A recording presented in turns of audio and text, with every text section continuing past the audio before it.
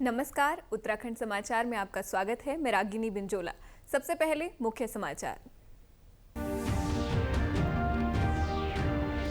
आज रुद्रपुर में आयोजित हो रहा है उत्तराखंड निवेश उत्सव। गृह मंत्री अमित शाह होंगे मुख्य अतिथि। धरातल पर उतर चुका है 1 लाख करोड़ रुपए से अधिक का निवेश।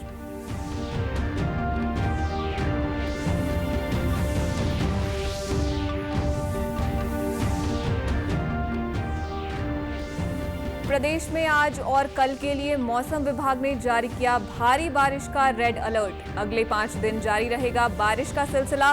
देहरादून समेत 7 जिलों पर ज्यादा प्रभाव।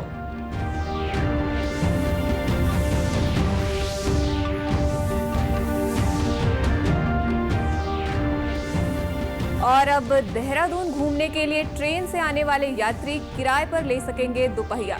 रेलवे ने दून स्टेशन पर शुरू की बाइक ऑन रेंट स्कीम।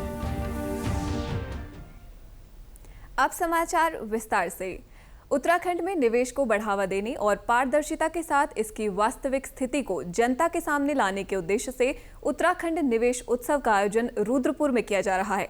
कार्यक्रम में गृह मंत्री अमित शाह बतौर मुख्य अतिथि शामिल होंगे। इस आयोजन को राज्य सरकार की एक महत्वाकांक्षी पहल के रूप में देखा जा रहा है, जिसमें पहली बार किसी राज्य की ओर से निवेश की जमीनी हकीकत और उपलब्धियों को आम जनता के सामने प्रस्तुत किया जा रहा है।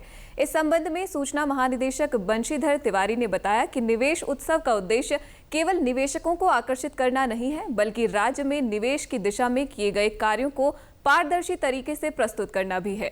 उत्तराखंड सरकार की ओर से दिसंबर 2023 में आयोजित ग्लोबल इन्वेस्टर्स समिट के दौरान उद्योग समूहों के साथ हुए MOU अब जमीन पर उतर रहे हैं। इस आयोजन के बाद उत्तराखंड में अब तक 1 लाख करोड़ रुपए से अधिक का निवेश धरातल पर उतर चुका है।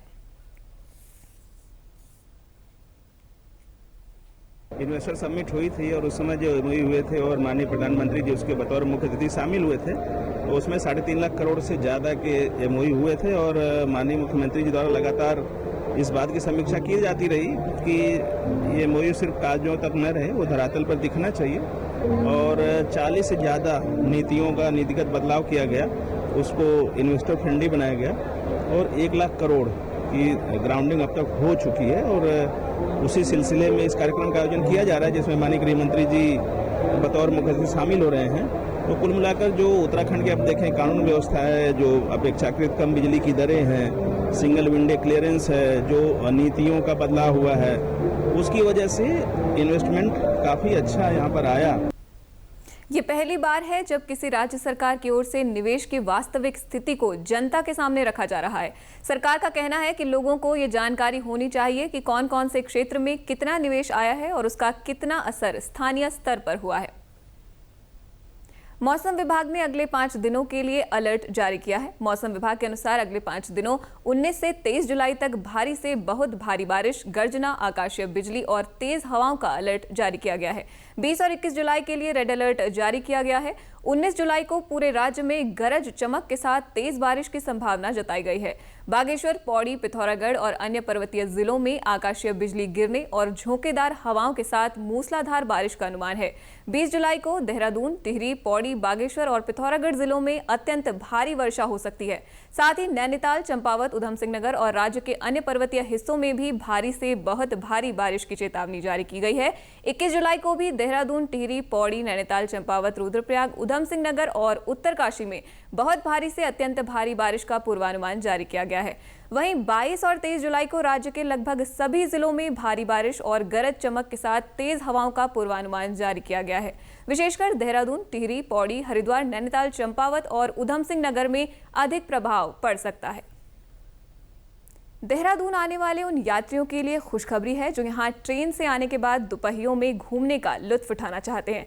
ऐसे यात्रियों को अब किराए पर दोपहिया लेने के लिए कहीं भटकना नहीं पड़ेगा, बल्कि रेलवे स्टेशन परिसर में ही उन्हें बाइक और स्कूटी रेंट पर मिल जाएगी। दरअसल उत्तर रेलवे ने new and innovative non fair revenue scheme के तहत बाइक ऑन रेंट योजना शुरू की है। देहरादून स्टेशन पर बीते रोज इसकी औपचारिक शुरुआत कर दी गई है। देहरादून रेलवे स्टेशन परिसर में सामान्य श्रेणी टिकट केंद्र के बगल में बनाए गए काउंटर से पर्यटक किराए पर 24 घंटे के लिए बाइक व स्कूटी लेकर आसपास के पर्यटन स्थलों की सैर कर सकते हैं। सोमवार से शुक्रवार तक 24 घंटे के लिए स्कूटी का किराया 490 रुपए और बाइक का 1190 रुपए निर्धारित किया गया है। वीकेंड पर शनिवार व रविवार को स्कूटी 590 रुपए और बाइक 1390 रुपए में मिलेगी। दोपहिया में पेट्रोल व्यक्ति को स्वयं डलवाना होगा।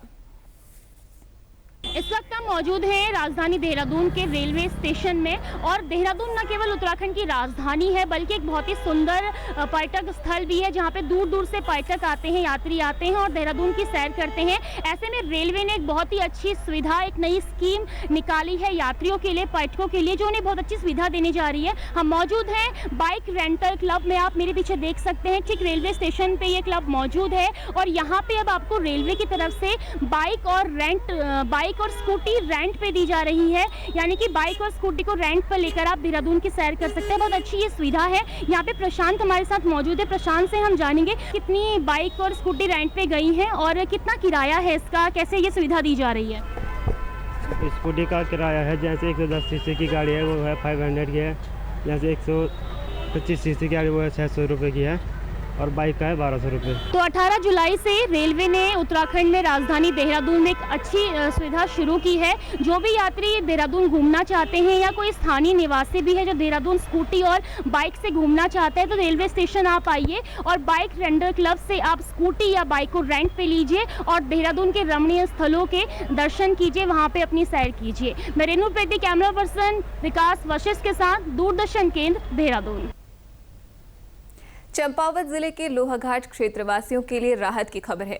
लोहावती नदी के संरक्षण और शुद्धिकरण के लिए बड़ा कदम उठाया जा रहा है। करीब 55 करोड़ रुपए की लागत से लोहावती नदी को साफ और निर्मल बनाने के लिए ट्रीटमेंट प्लान तैयार कर लिया गया है।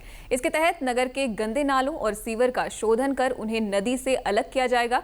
शासन ने 2.5 MLD क्षमता वाले सीवेज ट्रीटमेंट प्लांट को मंजूरी दे दी है।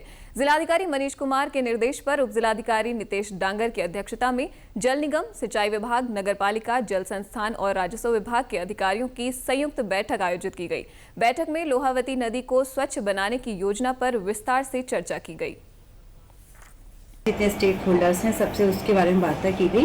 उसके बाद सब लोगों का यही हुआ है कि STP प्लांट इस शहर के लिए सूटेबल है और फ्यूचर के लिए उसकी नीड भी है, तो उसको आज हम यहाँ से भेज के डीएम सर के पास जाएगा, उसको यथाशीघ्र अब उसको स्टार्ट किया जाएगा। जो प्लांट है वो 2.5 MLD का है, वो नेक्स्ट 30 ईयर्स के लिए बनाया जाता है और STP प्लांट की कैपेसिटी नेक्स्ट 15 ईयर्स के लिए है। अगर वो प्लांट यहाँ स्टार्ट हो जाएगा तो आने वाला शहर जो भी यहाँ लोग आएंगे उनको उससे काफ़ी सुविधा मिलेगी।